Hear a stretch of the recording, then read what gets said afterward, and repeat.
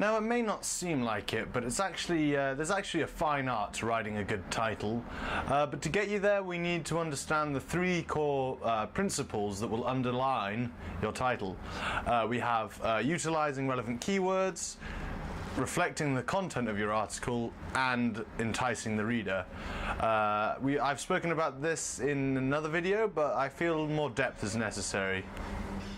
Okay, so utilizing the relevant keywords is it's pretty straightforward, really. You just have to use the words in the title that people would use to search for articles on the topic of whatever you're writing about. So if you're writing about a volcano erupting, for instance, you know, Mount Etna erupts, perfect. It's got all the relevant keywords in there. People searching about Mount Etna will be able to find it. Fantastic. Your title also needs to reflect the content of your article. You should try and only use relevant keywords, but you won't always be able to just use them.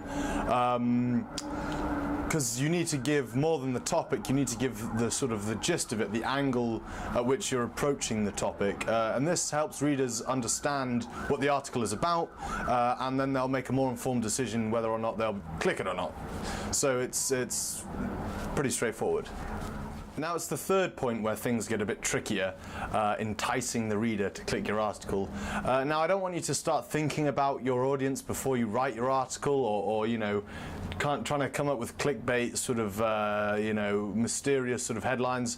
The way I see it, the best way to do this, to entice the reader, is by writing interesting content and then reflecting it with the two previous points.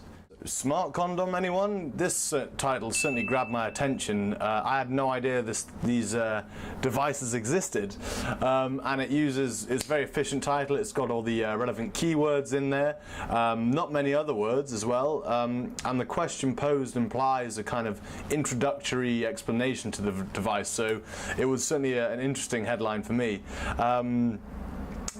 I mean, questions are normally hard to pose in a title like that, but Mark, you did an excellent job there. Thank you. And another good title is the Crazy Bikers of Pakistan from Crowdpondent veteran Kamran. And this was sort of a real sort of classic amongst all the Crowdpondent staff. We really loved it. I mean, it's got all the keywords in it. It was a great article, and it was, you know, it's just interesting, and it really grabbed my attention. And I mean, it's hard to say for certain what makes a good title, and if you're ever in doubt, just let us know, and we'll you know, try and give you some help, and we'll figure out a good one for you.